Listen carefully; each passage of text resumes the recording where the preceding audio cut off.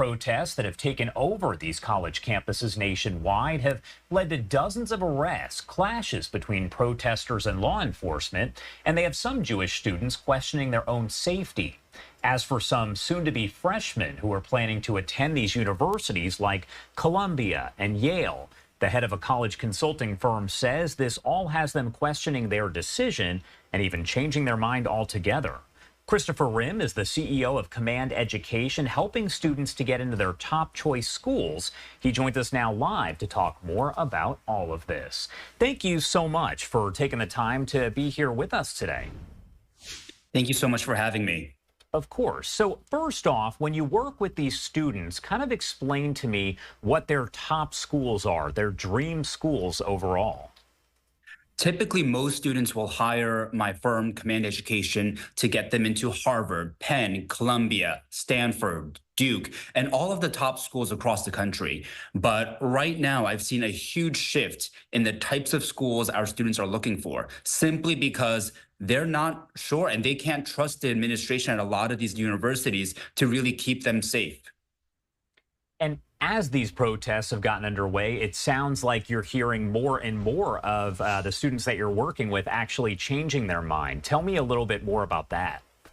Yeah, I mean, I've had about a dozen or so students who got into Columbia this year. And, of those students, we have students who are already committed to attending. And those students are no longer wanting to go. They've actually sent a notice to the school saying they're not going to be enrolling this summer. And the schools that they were also accepted to, they're trying to get back into because they already declined their acceptances since they were committed to Columbia. And now they're trying to reverse their decision, which I think will work out at the end of the day. I've seen this happen quite a bit, not in this case, but like with wait lists, if they get off a wait list and so forth. But, it's a shame. I've never seen students who get into Columbia, who get into Harvard and end up declining them and really reversing their decision, especially after they've accepted. And going a little bit deeper into that comment right there, as far as the number of students that you've seen kind of change their mind at the last moment, how has that kind of changed now versus prior to these protests? Have you ever seen so many students that have changed their mind?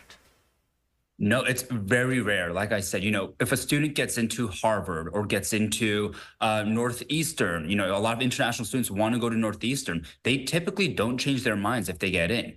But right now, with everything happening on campus, they're just unsure. And I think there's a big difference with allowing free speech and exchange of ideas to happen on campus. That's all that's encouraged. That's fine. And that should be allowed. But to harass and intimidate students and really, at Yale, I think it was just a few days ago, I believe a student was stabbed in the eye. And that's just not okay. That doesn't provide any assurance or to any of the students and their families, especially if they're international students and their families are abroad. So it's really a safety concern. And it really shows that the leadership at some of these universities have really lost control. As somebody who does help people get into their dream schools here, does it make you think twice? Do you question helping to steer people toward these schools that, they do consider to be their dream schools, but let's say those protests are happening on campus? So the thing is, we start working with students as early as 7th, 8th, 9th grade. So they're like 4 or 5 years out still. I think hopefully by then things will have changed. But this is not just going to change in a matter of months. I think it's not just the president stepping down or the board changing. It really has to be a little bit deeper than that. The culture of the school, I think, needs to shift a little bit. It's right now at a lot of these schools, I don't know how else to say, it's a little bit too woke. And I think that's part of the issue. And if you have anything, to say and you're not really, you're not really going with the flow of the majority of students on campus, you're going to get attacked. And that's what we've seen so far. You've worked, obviously, with a lot of students who are working, as I keep saying, to get into their dream schools there.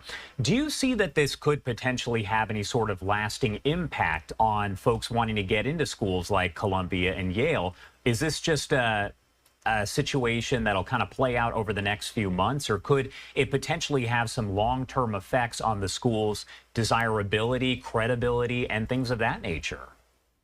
I think definitely short term, but short term meaning not just a few months, but I think like 1 to 3 years or so. I think it's going to have an impact.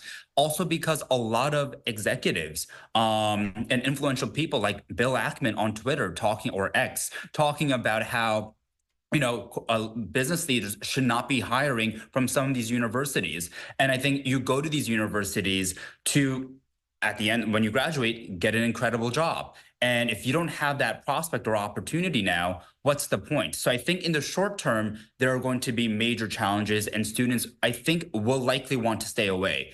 But in the long term, I think the brands will essentially recover. And I call these universities brands because that's essentially why students want to go, and I think they add that value. But right now, all that's gone.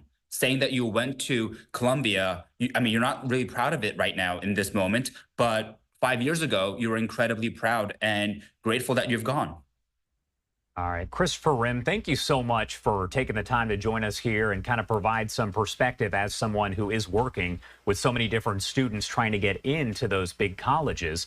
Anything else you want to add about any of this before I let you go? I think the biggest thing is, you never know what's going to happen between now and, the start of next year. So when you apply to colleges, make sure you have a diverse range of schools. Don't just look for top Ivy League schools. Look for schools that are in the South. Look for schools all over and really visit the schools to really get an understanding of what the campus culture is like. And I think that's the best piece of advice I can give to current high school students, especially as they think about college this fall and into the next few years. All right, Christopher Rim there, the CEO of Command Education. Thank you so much for taking the time to be here with us and share some perspective. We appreciate it. Thank you very much.